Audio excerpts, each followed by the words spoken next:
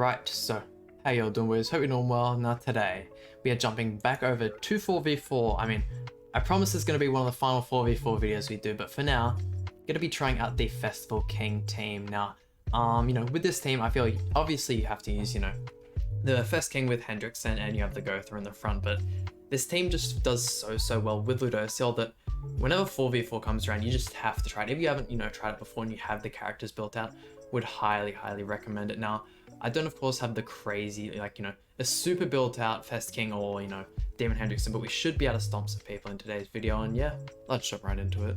And let's see it, our first opponent is the Barn team. Now, I can imagine we're going to get to go first here. I mean, when you're going against the Barn team, they're always going to use the HP first, so we will get to go first every time, but just using this team, the amount of dot damage you can get with these two along with the Ludo passive is just absolutely insane, and the fact that we have Gowther, as well for the ult control on the rank ups just makes it even better. So real unfortunate actually that he has the Eastern here. Big counter to the Fest King team, but if he was to have something like here, we would just be able to absolutely stomp him here, and yeah, he's going to instantly remove that right off the bat. I mean, of course we still can get the King passive off using the Dissolve, but that obviously doesn't last as many turns as like the Bleed or anything, so let's see, do we just go for the triple AoE again? I mean, why not? We can do it, but once again, this team, hasn't got some crazy burst, the only real burst damage we do get is from King's ultimate, and in saying that, it is the best AoE on the ultimate in the entire game, so real passive, slow dealing damage. I mean, we are doing heaps to this Twiggo here, but thank God he doesn't have another cleanse. If he doesn't have the Nameless Dance card, we should be able to rank up King and one-tap someone, but oh, there we go. Thinking I might actually, I wonder if we can kill the Eastern here. I mean, that'd be very ideal. Rank up King, we'll get the ultimate regardless, but just having her dead would be super nice. We do of course have type, advantage, and with the Ludo passive, should be able to guarantee ourselves a crit, yeah. 150,000 in ungeared, look at that. And I mean, his team's pretty low as well, just from all the amount of, damage over time debuffs we have. Let's see, I mean, I honestly wouldn't be surprised if he can, tank this ult with the Barn. Our King is 5'6", not too sure about costumes wise. I think we only have this costume here, and that's, primarily for looks, and oh my god, is that a lot of damage from Barn. Let's see, I think we'll go 1, 2, and hopefully we can kill the Arthur with those two and, throw this card out here. Regardless if we don't, kill him in this first hit, the Abyss, sorry, should kill within the next turn. There we go, get rid of the Arthur, and I mean, Barn by himself, despite the fact, he is usually really good at soloing, against this team here, yeah, there's just nothing he can do.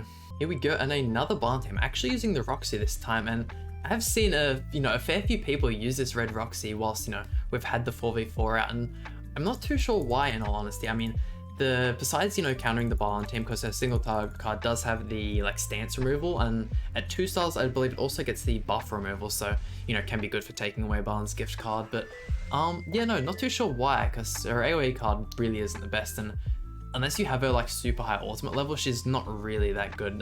Her effect just gives her an extra 2 ultimate gauge, so, I mean, for the blue Roxy, it's an amazing ultimate, but for this red one, not so ideal, and look at that, just how much damage we can get just off a bunch of 1-star cards, and that's gonna, continue to do that damage every, for the next, 2-3 turns. It's such a fun team.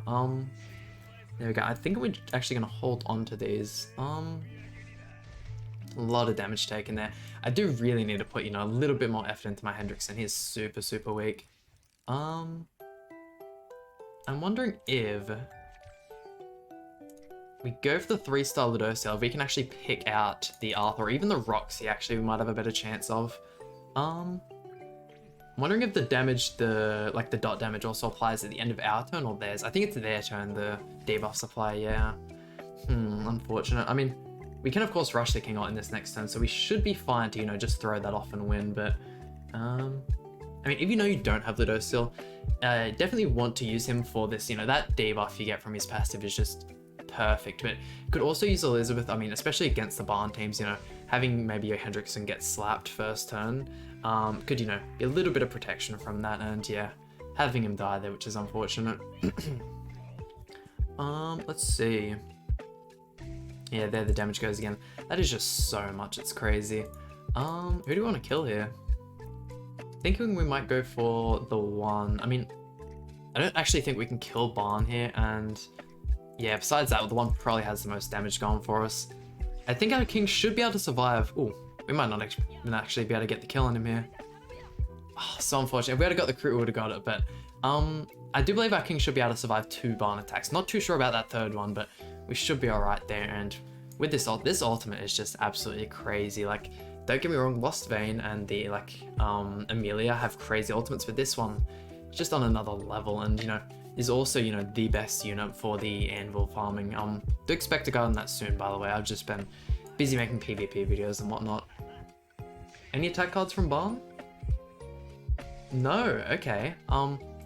Definitely a strange choice there. I mean, throwing this off and just, you know, spam our Ludurcell cards. We haven't even had to really use the dissolve cards, because by the time we get to, you know, that 3rd, 4th turn, we have the king ultimate and we just absolutely... Oh, actually had a fair few people survive there. Did we target Barn? I'm hoping we did. Regardless, we should be fine. That's alright. Getting into this next one, and the Abyss will kill him. Please? Bit laggy as well. He survived? Really? Goddamn, okay. I mean, hopefully he doesn't have, you know, like a high level Barn, so we don't just get wiped here. But one thing as well about the Abyss, good that he actually survived this so I can explain it. It does last for 2 turns, so clocking over to our team in this next one and going back to the Barn, he will take, you know, that tiny bit of damage again.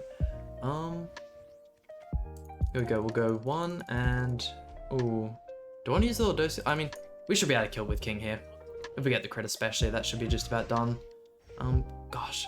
Barn is just such a tank, and we didn't get the crit. Please kill here. Otherwise it's just gonna get super stalled out. Ugh, that's so unfortunate. The 3-star gift card is really saving him here. Let's just skip on to the next match. But yeah, no, something I would actually like to talk about, you know, in this video is I'm surprised with how much, you know, how little, you know, content we got with this update. I mean, especially for the update that I thought was gonna be, you know, trying to think if we can actually fake out the Roxy, you know, why not, we'll just do the same starting turn. I'm surprised with how little update we got, especially for, like, you know, the week where I thought we were going to be getting the global 1.5 anniversary. Like, I personally thought we were going to get the Goddess Margaret this week, and they definitely could have done it. I mean, I understand why they didn't, you know. We have had, you know, Summer Part 1, the next week Summer Part 2, and to instantly drop, you know, Margaret and then have the next week be Cusack, that is a lot of gems spent. It's like, you know, the Part 1, you know, you only had to spend like the 220 gems for the character, but it's still like, you know, back to back to back summons. And I know this is what Global did before, but, you know, as we're getting further into the game, we're almost caught up to JP. It seems weird to start slowing Global down, but it also makes sense in a way. But what do we want to go for here? 1, 2, and I think we'll merge these this way. That way, if we get an extra king card, we can merge those for the extra alt gauge. But yeah, was really hoping we'd actually get a tiny bit more. I mean, I know there isn't really a lot more to give us. Like, if they were to have given us more PvE content, there would have been less to put in the 1.5 anniversary. So they really did just give us everything they could. But I mean, we really only have like, so what, no new summons. We have the disaster event, and we have the legendary difficulty final boss Merlin, which, you know, by the time this video is out, I've probably already covered both of those 2 topics. So let's see, we'll go 1, 2, and ooh. I mean, they all have super low alt gauge. I think I might just throw out the king. I really want to make sure I kill here, but that should be fine there. If this doesn't kill Ace, I'm going to be so disappointed. Please crit. Ah, that's fine. We killed regardless. Okay, no worries. Yeah, no, I mean, of course, we are only what? About like 4 or 5 days away from, you know, next week's, you know, weekly reset and having Margaret drop, and I'm so excited. I mean, ever since Margaret dropped, I was like, with the, you know, like initial gameplay they gave us, she looked just extremely disappointing. But in saying that, there's been, you know, some times where they've done those live streams and just made characters look absolutely terrible, and we just got absolutely stomped there. That is so unfortunate. But yeah, no, they made Margaret look absolutely terrible in that video. And oh, real player, and it's a demon team. Ever since Fest King has come out, he's just not done well against demon teams. The fact that, yeah, look, the AM melee passive just plays perfectly into, you know, countering what we have here, which is just spamming cards into him and hoping for slow damage. Even with the 2 counter units, yeah. I'm just gonna say this one at the beginning of this match, I highly doubt we're gonna win this one. What do I even want to go for? I'm thinking I'm gonna throw out these two. For some reason, I feel as if though, just because Chandler's counter works on how much damage you do to them, I feel like he's still gonna do an awful lot to our Hendrickson, just considering how low our Hendrickson is and how high like his Chandler is. Yeah, look at that. The thing is as well, Chandler only like counters the damage done to him as well, so he's not even, you know, counting these other 3 units. Definitely wish, you know, I had built out my Chandler a little bit more. I struggled so hard to even get 1 copy of the man. To like, for how little I use him, I definitely feel like I think I ended up doing 2 whole rotations on the Zeldris banner, and by the time, you know, I finished my first rotation, I actually got the Zeldris 6/6 in the 1 rotation, and I already had AML 6/6 before the Zeldris summons, and I even just kept getting dupes in them to the point where I have like 4 dupes among these 2 characters, and I was just struggling to get Chandler. You can even pick him at the end as well, but yeah, look, I think we're just gonna move around king cards. Yeah, look, this team we're just gonna get absolutely stomped by. Hopefully we can get another king. Yeah, okay, sweet. Yeah, look, and he's just gonna kill our king in this next turn. Damn, I mean, real unfortunate. Hopefully we go, you know, up against another. Hopefully we find like a goddess to this team or something, just so I can show, you know, how this team works against all the other teams. But yeah, look, ain't no way we're winning this one. And here we go, the final opponent. It is another barn team. Has got the Sigurd though, which is a tiny bit scary. I mean, the fact that Sigurd's passive works on, you know, just about any team, doesn't matter, like, you know, whether they're demons, fairies, anything like that, makes him such a strong unit. I was actually, you know, tossing on whether we should use Ludo and Gotha, or I was thinking maybe even Ludo and Sigurd, because, I mean, those we haven't used the rank up an awful lot. I mean, we haven't used the dissolve at all because we just haven't had to, you know, stall out that ultimate at all, and unfortunately we got the merge on the king card there. We would have got it separate, we could have rushed ult, but, his Sigurd does look strong enough to actually survive like a, you know, full DPS turn on him, but we could definitely get rid of the Twiggo. And I mean, I just find like using Barn on like the 4v4, using Twiggo as well is just such a silly option, because like, let's say, you know, your enemy goes first and they have, you know, more of like a bursty DPS team, you can just get rid of Twiggo turn 1 and like don't have to deal with him from that point forward, and get the king ult regardless. I mean, once again, you know, attacking Twigger almost guaranteed those crits because he's such an old unit, and because he's a rare unit, his substats are just absolutely terrible. And there we go. I mean, unless he has like a triple barn attack here, or like, actually, yeah, no, with those attack buffs, he could definitely just wipe us out. Please don't have another barn attack card. Oh, that'll definitely kill as well. Went for the Hendrickson. Okay, maybe this isn't a real player. Yeah, there's no way it's a real player. We'll go 1, 2, and 3, and hopefully that gets rid of everyone.